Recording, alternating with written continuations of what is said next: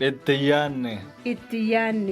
Qophiin kun torbanitti guyyaa tokko sa'aatii kanarraa jalqabee kan darbudha. Qophii kanaan aadaa fi afaan, duudhaa fi aartii, walumaa galatti jiruu fi jireenya guyyuu hawaasaa, maanguddootaa fi hayyoota keenya afeeruun waan keenya warra keenyaan isin bashannansiisaa kan barsiisan isiniif qoodna. Itti yaanne. Itti yaanne.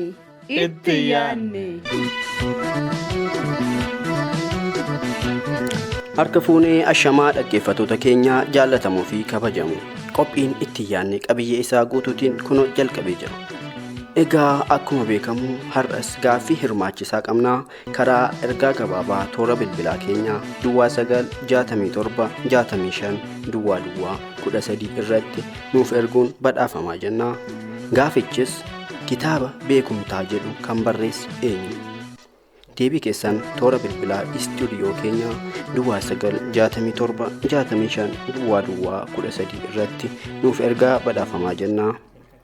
Egaa keessummeessaan keessan har'aa ani Maadii Abbaatimaam kallattiidhumaan qophii keenya har'aa FM 95.6 banattanii raadiyoo keessan banattanii bilbila socho'aallee ta'uu teknooloojiin amma babal'atee waan jiruuf raadiyoo gurguddaallee baatanii deemuun hin jiru waan ta'eef haala salphaadhaan bilbiluma moobaayila keessan irraa banattanii qaamaan sochii godhaa yaadaan immoo nu caqasaa dhaggeeffataa deemuu dandeessu. Kallattumaan qophiin keenya kunooti.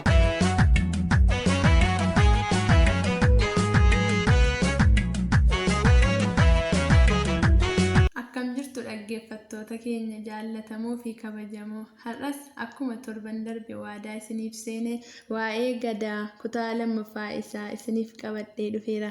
Kutaan lammaffaan isaas kunooti raadiyoo keessan FM 95.6 banadhaa yaadaa fi qalbiin nu waliin turaan affeerraa keenya. Kanabbaa gadaadhee bililli bokuuni awwaalaa ba'ee jaajuu kallacha siqeeni. Kanabbaa gadaadhee bililli bokuuni awwaalaa ba'ee jaajuu kallacha siqeeni. Egaan dhaggeeffattoota keenya torbee darbe waa'ee maalummaa gadaa irratti xiyyeeffachuun isiniif dhiyeessuun keenya ni yaadatama. Maarree har'a immoo kutaa lammaffaa isaa isiniif qabadhee dhiyaadheera. Egaan akkuma hayyootaa fi maanguddoota keenya torban darbe mariisisaa turre barsiisaa keenya jaallataa bira geenye dhaabbanne waan ta'eef har'a immoo isaanirraa kaanee itti fufna. Mee egaa jalqabuma irratti barsiisaa maalummaa gadaa irratti yaada nuuf qooddu. Egaa akkuma beekamu isin itti gaafatamaa muummee gadaa waan taatanii fi waa'ee gadaa irratti beekumsa bal'aa akka nuuf laattan abdii qabna. Egaa anis akkuma kana barattuu gadaa waanan ta'eef xiyyeeffannoon keenya waa'ee gadaa irratti akkuma ta'e waa'ee gadaa irratti bal'inaan yaada keessan nuuf kaastu. Akkuma kanas immoo gara fuulduraatti waa'ee gadaa kanaaf xiyyeeffannoon keessan maali?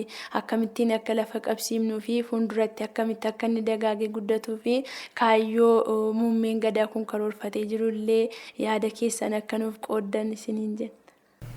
Egaa muummee kana keessatti muummeen kun bara 2013 sirna barnootaa yookaan kaarikulamii isaa bocatee xumuratee qophii hunda xumuree bara 2014 keessa immoo yeroo jalqabaatiif barattoota baay'inni isaanii 28 fudhatee barsiisuu eegale jechuudha. Akkasumas immoo warri kun digirii tokkoffaatii yommuu ta'u digirii lammaffaatiinis barattoota 22 sagantaa torbanii fi sagantaa idileetiin fudhannee barsiisuu eegalle. Egaa barattoota ogummaa gadaatiin gonfatan eebbisiisneerra jechuudha waggoota darban sadan kana keessa digirii jalqabaatiinis digirii lammaffaatiinis eebbisiisneerra. Muummee kana keessatti gara fuulduraatti karoorri nuti qabnu sirni kun yookaan sirni gadaa sirna guddaadha waan ta'eef sirna uummata guddaati sirna uummata bal'aati waan ta'eef uummanni Oromoo baroota hedduudhaaf yookaan immoo naannoo waggoota 6,000 oliidhaaf sirna kanatti tajaajilamaa yookaan dhimma bahaa ture jiruuf jireenya isaa hunda keessatti gama siyaasaan dinagdeetiin aadaa amantii fi falaasamaatiin hawaasummaatiin jechuudha. Gara fuulduraatti sirni kun karaalee adda addaa laafaa dhufe waan ta'eef akka yuunivarsiitiittis akka muummee keenyaattis karoora nuti qabnu sirni kun dhalootatti akka inni daddarbuudhaaf wantooti nuti gochuu qabnu tokko qo'annoo fi qorannoo gaggeessuudha. Inni lammataan dhaloota barsiisuudha jechuudha. Akka muummeetti dhaloota waa'ee sirna gadaa kana faayidaa dhimma hawaasummaa, dinagdee, siyaasa keessatti bu'aa inni qabu barsiisuu fi namoonni ogummaa kanaatiin baratanii eebbifamanii bahan immoo deebi'anii mana barumsaa sadarkaa tokkoffaa naannoo Oromiyaa keessa jiran keessatti akka isaan ogummaa kanaan tajaajilan akka isaan dhaloota barsiisan oomishuudha jechuudha. Egaa uummanni Oromoo sirna kanaatiin waggoota dheeraa yookaan kanan duraan dubbadhe kana keessa kan isaan tajaajilamaa turan dhimma rakkoo ofii yookaan rakkoo isaa mudate hiikkachuu rakkoo namtolchee ta'uu danda'a, rakkoo uumamaa ta'uu danda'a jechuudha. Rakkoo namtolchee gaafa jennu walitti bu'iinsi namoota dhuunfaa gidduutti, garee gidduutti, gosa gidduutti yoo uumame karaa itti walitti bu'iinsa fudhatu qabaa jechuudha. Kana jechuun nagaa buusuu keessatti sirni kun iddoo guddaa qaba jechuudha. Inni biraa siyaasa keessatti aangoon akkamittiin darbaa kan jedhu gaggeessota shanan gadaa irraatii baranne yookaan irraa hubanne jechuudha. Karaa nagaa waggaa 8 karaa nagaa walitti bu'iinsa tokko malee wal dhabdee tokko malee otoo lubbuun tokko hin bahin otoo qabeenyi tokko hin bahin wal eebbisanii aangoo waliif dabarsu waan ta'eef addunyaan kana bartee sirni kun sirna bu'aa qabeessa ta'uusaa sirna faayidaa qabeessa ta'uusaa erga bartee booda yuuneeskoonis gara dhaabbata galmeessa hambaalee addunyaatti sirna gadaa sirna hambaa killiyaa ta'uusaatiin kan inni galmeesse jechuudha. Bu'uuruma kanaatiin akka yuunivarsiitii keenyaatti baruuf barsiisuun muummee kanaatiin kan inni eegales kanuma bu'uureeffachuutiin jechuudha. Dhaloonni waa'ee sirna isaa yookaan sirna uummata isaa sirriitti baratee dhaloota itti aanu akka inni barsiisuudhaaf bu'aa qaba waan ta'eef dhimmoota kanarratti egaa kana qofaa miti. Eegumsa naannoo keessattis sirni kun iddoo olaanaa qaba yookaan environmental protection kan jennu keessatti uummanni Oromoo guddinni jira nagaan jira jedhee kan hin amanu yaarrimeensaa yoo wantoonni sadii nagaa qabaatanidha jedha. Isaanis tokko dhalli namaa dhaluma namaa waliin yoo hariiroo gaarii qabaate yookaan wal kabajuu yoo jiraate ulfina walii kennuu yoo jiraate quxisuun hangafa kabajuu ilmi abbaa kabajuu intalli haadha kabajuu yoo jiraate nagaan jira guddinni jira jedha jechuudha. Inni lammaffaan namaaf naannoo gidduu yoo hariiroo gaarii jiraate nagaan jira. Kana jechuun namaaf naannoo gidduu jechuun namni qabeenya uumamaa kana sirnaan itti fayyadama yoo ta'e naannoo isaadhaa bosona hin ciru ta'e ciree gogiinsa akka dhufu hin taasisu yoo ta'e maaliif jennaan yoo bosonni cirame hongeen dhufaa yoo hongeen dhufe beela dhufaa beelli yoo dhufe immoo dhumaatiitu lubbuun dhufa waan ta'eedhaaf namaaf naannoo gidduu hariiroo gaarii yoo jiraate nagaan jira guddinni jira jedha jechuudha. Inni sadaffaan dhala namaa fi uumaa isaa gidduudha jechuudha yookaan immoo human being and supernatural force kan jennu gidduu hariiroo gaariin yoo jiraate rooba gaarii argata oomisha gaarii galfata qilleensa gaarii argata. Kanaafuu warreen kana sadan gidduu hariiroo nagaan hariiroo gaarii yoo jiraate guddina kan jennu development peace kan nuti jennu kun jira jennee amanna waan ta'eef yookaan sirni gadaa kana barsiisa waan ta'eef iyyuu wantoota kanaaf kan kana fakkaatan qo'annee yookaan barattoonni nuti barsiifnu muummee kanaan ogummaa gonfatan waan kana sirriitti gadi fageessanii qoratanii hawaasa keessa beekumsa hawaasaati waan ta'eef gadi bu'anii qoratanii akka isaan baasaniidhaaf karoora akkasii akka muummeettis akka yuunivarsiitiittis karoora akkasii qabna kanumaafis hojjenna jechuudha. Inni biraan faayidaansaa dhimmoota dinagdee dhimmoota hawaasummaa dhimmoota siyaasaa kaasee akkaataa itti aangoo walirraa fudhamu uummanni Oromoo dinagdee isaa akkaataa itti cimsatu sirna gadaa keessatti jalqaba dhalootarraa kaasee yookaan namni tokko gaafa dhalaturraa kaasee responsibility yookaan itti gaafatamummaa keessa darbuu qaba waan ta'eedhaaf sadarkaa gadaa 11 taa'aman sana keessatti gaafuma daa'imni dhalattu handhuurraa yookaan immoo kennaa dhalootaa jedhamee kan kennamuu fi akka daa'imni sun yeroo sanarraa kaatee dinagdeetiin of ijaaraa yookaan of cimsaa akka isheen deemtu kan taasisu handhuurraa waan jedhamu qaba jechuudha.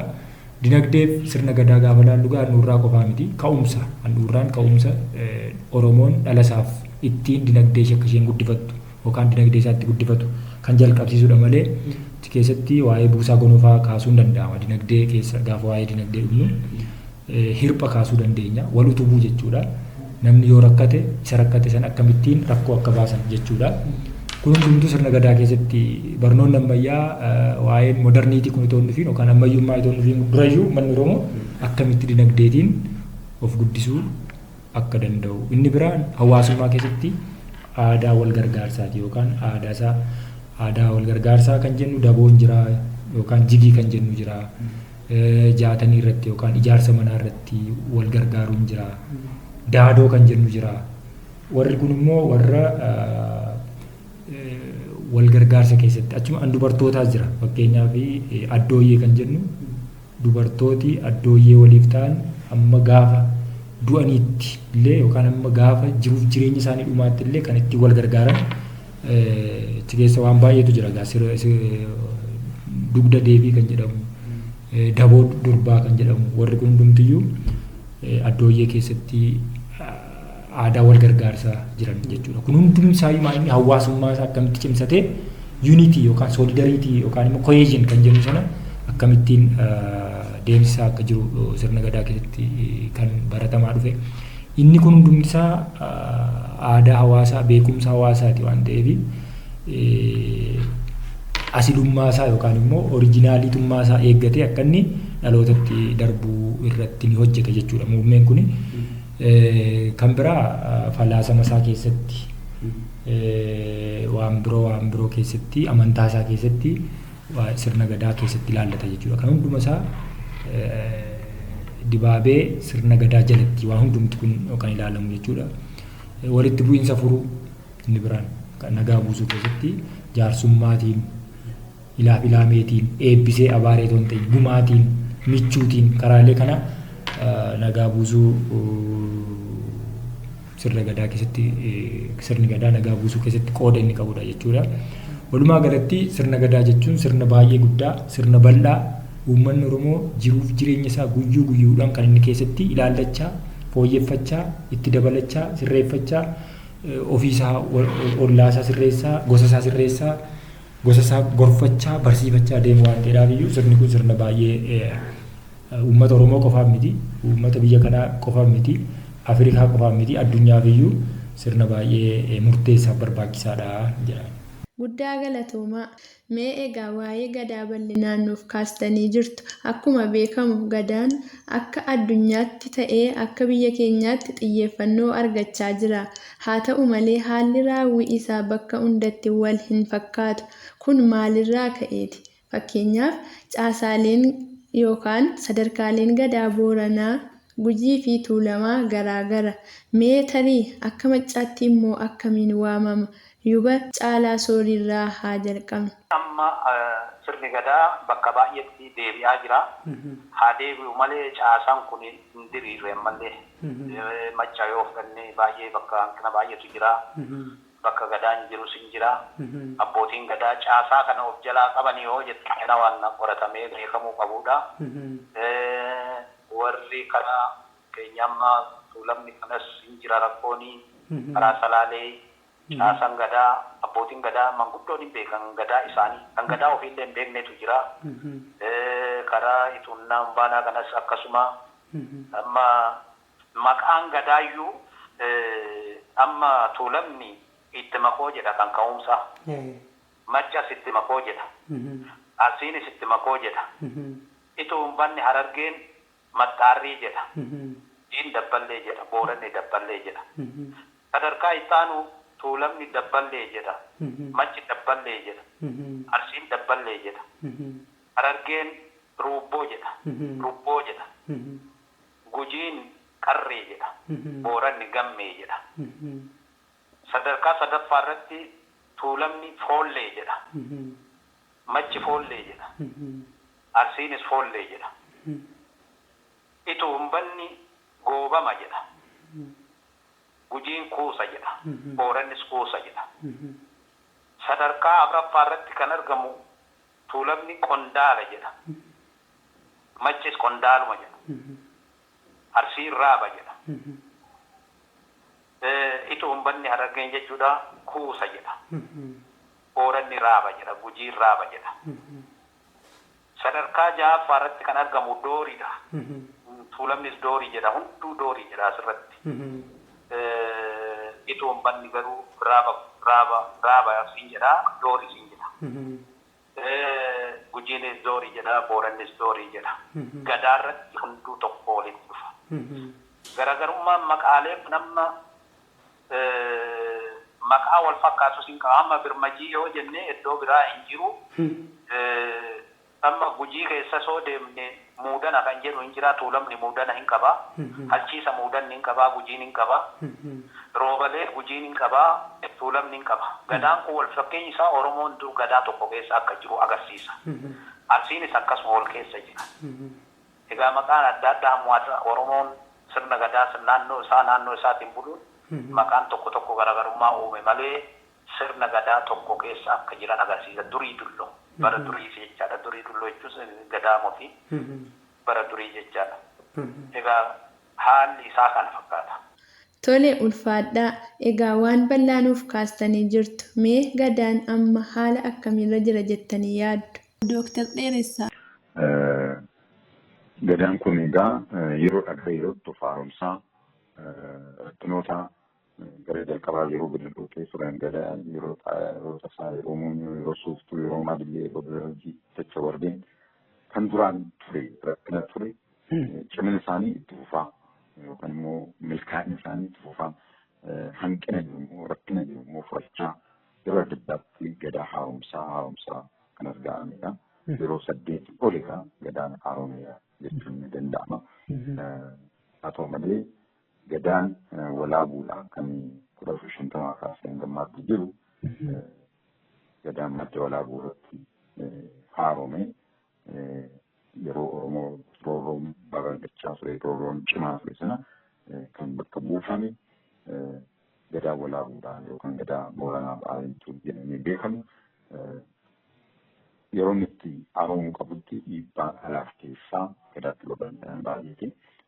Sirna naftanyaa jala buufatee kun immoo sirna naftanyaa immoo naannoo gosa duwwaa sirnii labsiidhaan akka madda walaabuus ta'ee ribuu fuguug yookaan gooroo fuguug deemanii seera waraabanii Oromoon akka walitti dhufne labsiidhaan erga roobamee booda baay'ee kan keessa galee hanga ammaattuudha.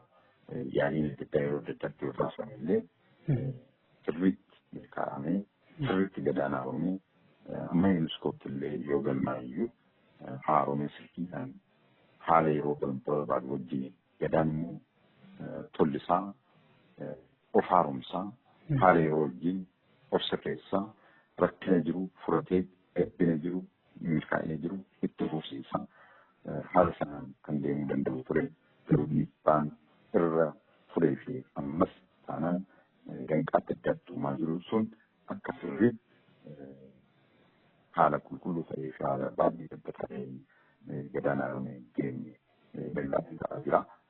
Sun immoo yeroo keessa nama furama jedhamee yaadama. Caalaa kennamutu obsumaan itti deemamaa kan jirudha.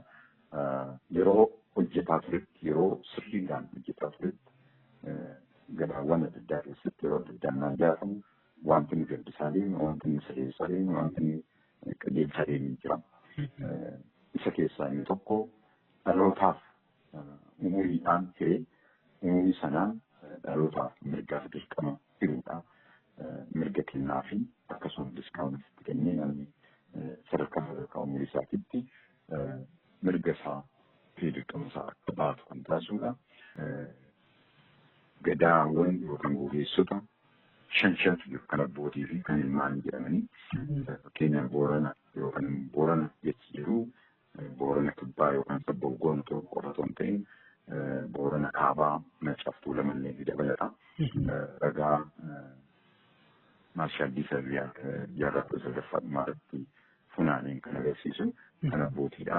Gadaawwan Birmajii, Malbaa, Muudanaa, Roobalee, Duuloo kan jedhaman jiru. Kan ilmaan immoo Aldaadhaa, Horataa, Diifolee, Sabbataa, Tiilolee jedhamu. Tiilolee gaafa yeroo Birmajiitti isa kan abbootiitti akka Tiilolee deebi'an.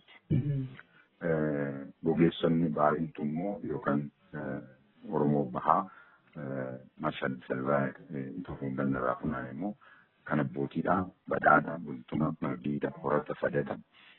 Kan ilmaan immoo Basa Basira, Basa Kusa, Daa'imo jedhamanii beekamu.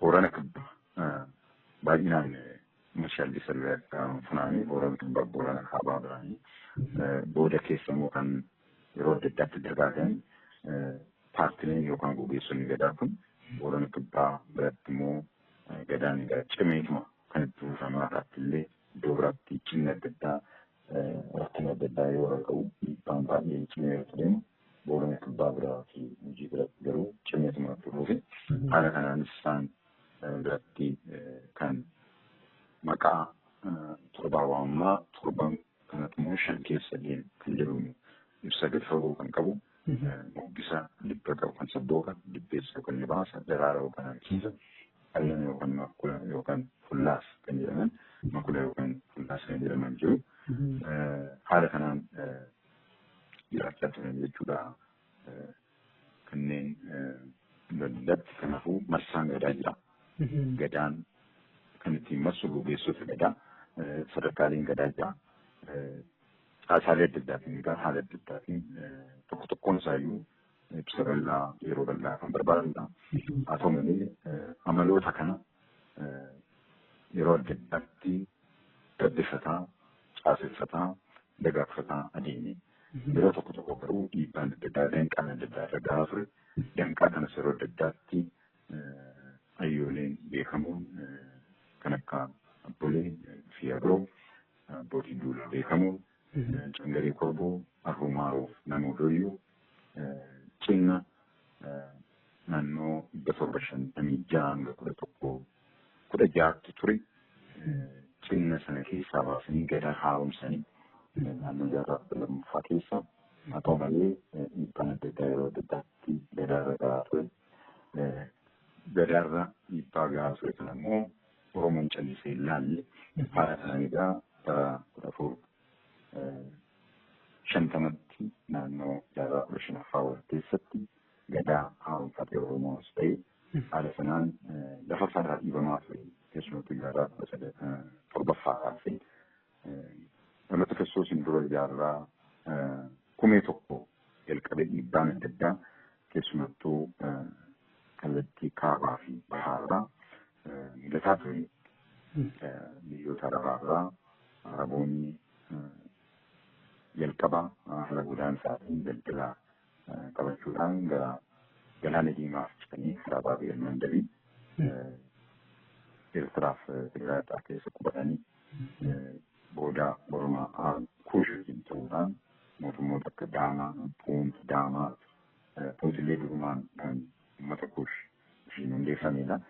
Keessumattuu mootummaa Da'amaa jedhamuu fi mootummaa Aksuum jedhaman booda yeroo hundeessanii dagaagsan uummata Kuush wajjin ture. Booda immoo Zaagwee kan jedhamus uummata Kuush keessaa ta'ee uummata Agoo keessaa haa ta'u malee sochii isaanii baay'ee cimee jaarraa 13ffaa amantii kiristaanaa babal'isnaadhaan mootummaa isaanii gada isaanii naa babal'isan Oromoo fi uummata Kuush baay'ee dachee isaaniirraa kaabarraa gadi dhiiban.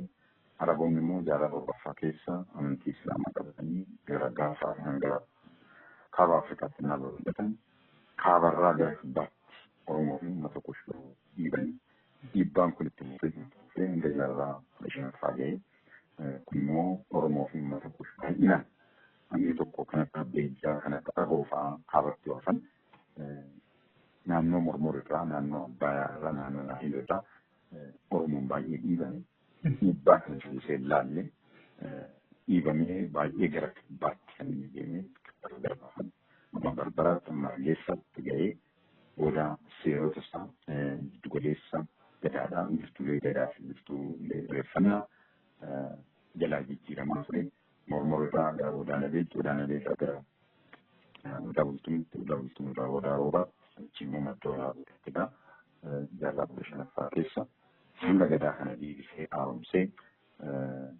gadaa Wardeen irraa yookaan Waradaa irraa gara gadaa Wayaanuutti yookaan gadaa Booranaa Baarentuu jechuudha.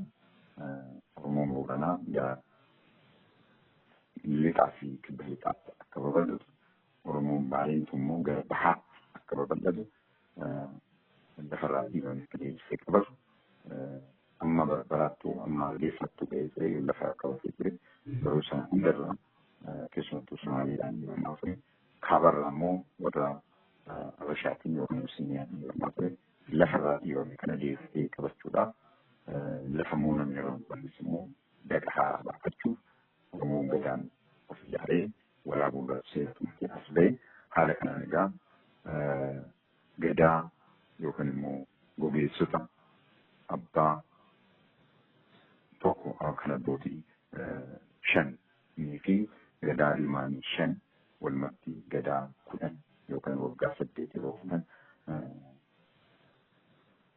yookaan immoo massaa Gadaa tokko guutuu waraana gaggeessuudhaan roorroo irra sana ofirraa kaasee haala kanaan egaa Gadaan jalqabaa roorroo kana deebisuuf mala baasuu qaba jedhamee malbaa jedhama mala kan baasu jechuudha. Warri irratti labsiin sun labsame waraanni duulli gaggeeffame duulli bittaan qabamee duulli labsame sun garuu akka tasaa yookaan sooneegiin waan irratti ka'amee itti waan irratti ka'ee dawuu yookaan lanti jedhanii waamu. Maalmaahuu malbaan kun 1522 hanga 1530 waraana gaggeessee baalli yookaan baallee guutuutti deebisee qabate baay'ee waraanaa warra Habashaa Batira Amooraa jedhamu Faasil nama jedhamu hoogganaa waraanaa Rasfaasil jedhamu hoogganamu barbadeesse. Sittaanee kan aangootti dhufee waggaa 8 kan tajaajile mandattaansee 1531 hanga 1538tti muudana kan waan inni dheeraa lafa baay'ee eebbisee kan jedhame muudaanirraa kan jireedha. Hanga karqara gabaasitti deebisee qabate inni sadaffaan mana muudanni 1531-1538tti kiiloleen immoo 1539-1546tti Adaal Madaraq fi Qollataa kan jedhaman Dawwaaroo irratti barshee kan waraana yookaan kutaa waraanaa warra Habashaa yookaan Abisiiniyaa Dawwaaroo deebisee qabatan maalan jechaadha gara baatoo filachuudhaan biifoleen 1547-1554tti hoomaa waraanaa Bursara Mooraa jedhamu Ayeetiyaas kan jedhamu nama Poorchugiis kan hoogganamu kan barbadeessedha. Hanga wajji jechuun naannoo amma Aroonandanii Dararii fi Dararii jechuun immoo naannoo Finfinneetti tulluu gaabaa argamudha. Fi Argeetti lafa isaa keessatti qabate mul'ateera. Inni shanaffaan Michilleedha. 1555-1562 Jaana Mooraa kan nama Amalmaa jedhamu hoogganamu Daboo bakka jedhamutti barbadeesse. Warra Adaalota yookaan naannoo Harar turan Himir Nuurum Jaayibdii nama jedhamu kan hoogganama Tulluu Azaaloo bakka jedhamutti akka hidhee rukutee barbadeesse. Haala kanaan egaa Gadaan abbootii 5 tajaajila isaanii xumuranii ilmaan isaanii dabarsanii ilmaan malbaadhaa Armoofaa jedhamu Wallootti Ambisa jedhamu Tuulamaa Majjatti immoo 1563 hanga 1570 mootii Adimaas Saggar yookaan Minaas nama jedhamu ajjeesaniiru mootii Habashaa. Goorgisa Ilee kan jedhamu waan baay'ee waraanaa warra Kaabaa warra Abisiiniyaa bakka qacinaa Wayyataa jedhaman irratti muree barbadeesseedha. Aangoo Gaanis Saayintii Baggeen irratti waan jedhaman qabateera. Hanga hundatti fuullee jechaadha. Keessumattuu gariin walloodhaa yookaan waloodhaa gariin baay'eetu uummattoota adda addaa kan akka Doobbaa kan akka Argobbaa fa'aa immoo hoggaa isaa guddifachaadhaan Oromoon wanta bareedaan guddaan tokko immoo kan adda waraanaatti boojii kanneen biroo mootummoonni biroo uummattoonni biroo keessumattuu bara sirna Abbaa Garbaa bara sirna Fiidaalaa kan turan ni gabroomsu gabra taasisu nama adda waraanaatti booji'a. Dura taasanii sana booda immoo yookaan manatti qeessaanitti qonna irratti haala adda addaatiin fayyadamu yookaan immoo dabarsanii gurguru. Oromoon garuu akka sabaatti yookaan akka gosaatti kan booji'e gosa isaatti kan moggaafatan. Nama dhuunfaa keessumattuu daa'imni yoo booje guddifata. Haala sanaan Oromootti makee gosoomsee Oroomsee waliin jiraata malee gabroomsuu waanta jedhamu aadaa Oromoo keessatti ture. Haala sanaan egaa gadaan Armuufaa yookaan Hambisaa haala kanaan uummattoota baay'ee ofitti makeera jechuun ni danda'ama. Gara lixaa kanattis uummattoota akka Naariyaa, Daamoo, Bizaamoo, Gaafaa kan jedhaman akkasumas immoo Booshaa kan jedhaman yookaan immoo Gaaroo kan jedhaman ofitti makee Oroomsee Oromoo taasiseera. Raayyaadhuma waraanaallee kan isa waraanuuf dhufe raayyaa waraanaa sana akkuma jirutti raayyaa waraanaa sana booji'ee gosuma isaatiin ofitti moggaasa. Maquma isaatiin ofitti moggaasa. Haala kanaan jiraata illee ilmaan muudanaa roobalee kan jedhu maqaa fudhatanii 1571 waggaa 8 tajaajilanii qonnaa waraanaa daree Yohaannis jedhamu kan waraanaa hoogganamu barbadeessanii Malaak Saggat yookaan Sassaabingee mootiin jedhamu 1563 hanga 1983 kan Abisiiniyaa bulchaa ture. Waraanaa Azaash Aliiboo jedhamu itti ergee waraana sanaan Oromoo yeroo jalqabaatiif maatii waliin egaa bakka jedhamutti 1570 garuu akkasuma Oromoon uffamsee daree Yohaannis kan fa'aa barbadeessee sochii isaatti fufuudhaan lafa duraan irraa dhiibame baay'ee sadeeffate qabate ilmaan kiiloleedhamoo ilma maqaa jedhuun 1579 hanga 1586 turanii naannoo Arinii yookaan Wajji naannoo Dambal yookaan Zuwaayii yookaan Baatuu qabatanii sirriitti qabatanii fiis Gaafaa Bizaamoo naannoo Baraadhaa Daamoo fa'aa qabatanii laga Jamaa ce'uudhaan immoo Walaqaa bakka jedhamu naannoo Gojjamarraa qabatanii Asaboof Daaragootii kan jedhaman Zeenaa nama jedhamu kan hoogganan raayyaa waraanaa Abisiiniyaa barbadeessanii ilmaan Biifooleedhaan immoo mul'ata kan jedhamuun aangoo qabatanii 1587 hanga 1594 Gojjam Dambiyaa Tigraay fa'aa qabatanii ilmaan Michileedhaan immoo Duuloo kan jedhamuun Gogeessa Gadaa Duuloo jedhamuun qabatanii haala kanaan egaa amma 15 sana booda immoo 11ffaa Malbaa Muudana 11ffaa 12ffaan Malbaa Muudana maqaa jedhuun aangoo qabatanii deebisanii lafa Oromoo irraa eegametti sana hunda deeffatanii lafa haaraas kan namni irra qubatanii kan bosonni cimaan irra hin jirre keessumattuu daggala yookaan mucaa qoreen itti baay'atu fi mucaan kan itti baay'atu lafa akkasii kana saaquudhaan lafa sana baafatanii gabbisanii qotanii jiraachuu jalqabanii horiis horsiisuu baay'inaan Oromoon immoo xiyyeeffannaan isaa guddaan horii horsiisuudha. Horiin naa horsiisu garuu horii baay'isuu qofa kan ta'in horii sirriidhaan kunuunsee itti fayyadamuu itti xiyyeeffata. Haala kanaan egaa dhaloonni lama dhaloonni gadaawwan abbootii fi gadaawwan ilmaanii waraana gaggeessanii lafa Oromoo irraa dhiiban geessanii qabatanii jaarraa sadii sana booda gaanfa Afrikaa guutuutti tasgabbeessanii gaanfa Afrikaa keessatti Oromoon saba guddaa saba cimaa ta'ee akka mul'atu taasisanii kuma jaarraa 19 Oromoon egaa jaarraa 19 humna guddaa ta'ee kanas ba'e ta'uusaa nutti agarsiisa jechaadha. Haala kanaan kan deemedha. Sana booda egaa gara Itoophiyaa har'aa kana qofa keessatti osoo hin ta'in amma Sudaanitti fula'eera. Bura qabaa amma jirtiin kan jedhaman amma Somaaliyaatti akkasumas immoo Oromaa fi Wardaay kan jedhaman immoo Wardaayii Keeniyaatti Oromaan immoo amma Taanzaaniyaatti lafa qabachuu danda'an jiru. Akkasumas sirna gadaa immoo uummata adda addaa irratti babal'isanii akka duudhaalee gadaarraa dhaalanii akka jiraatan taasisaniiru.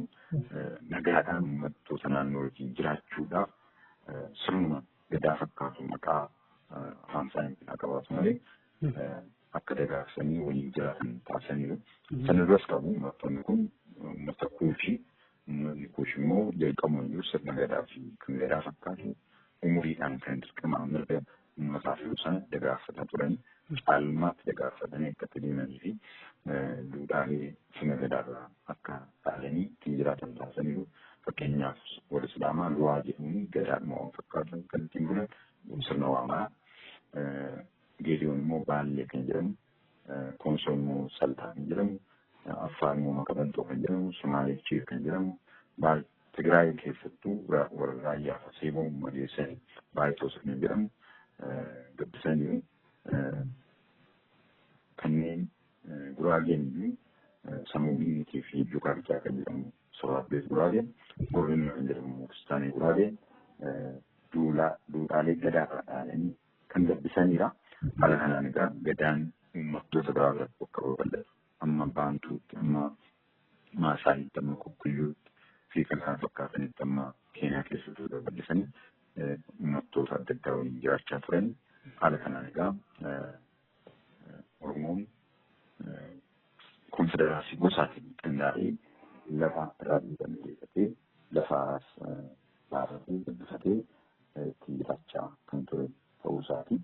Kanamma gadaadhee bineeldi bokkuni awwaalaa ba'ee jaajuu kallacha siqeeni. Kanamma gadaadhee bineeldi bokkuni awwaalaa ba'ee jaajuu kallacha siqeeni. Tole egaan keessummoota koo guddiseen isin galateeffadha. Egaan dhaggeeffattoota waa'ee gadaa ilaalchisee marii taasisaa turre har'aaf asuma irratti nu ga'a.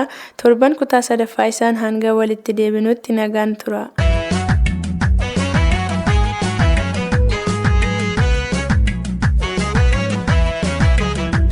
Deebiin jira dhaggeeffattoota keenya qophii keenya har'aatti bashannanaa barattaniittu jennee abdii qabna. Egaa qophii keenya xumuruun dura deebii gaafii hirmaachisaa keenya deebisnee badhaafamtoota keenyaaf badhaasa kan qaqqabsiifnu ta'a. Kitaaba beekumtaa jedhu kan barreesse eenyu gaafii jedhuuf deebiin Dr. Filee Jaallataadha. Egaan qophicha kan qopheesse Guutaa Dirbabaa yoo ta'u isin keessummeessaa kanan ture immoo ani Maadii Abbaatamaam. Torban qophii biraan hanga walitti deemutti waaqni nagaan walitti nu haa dachaasu jechaa horaa bulaa deebanaa.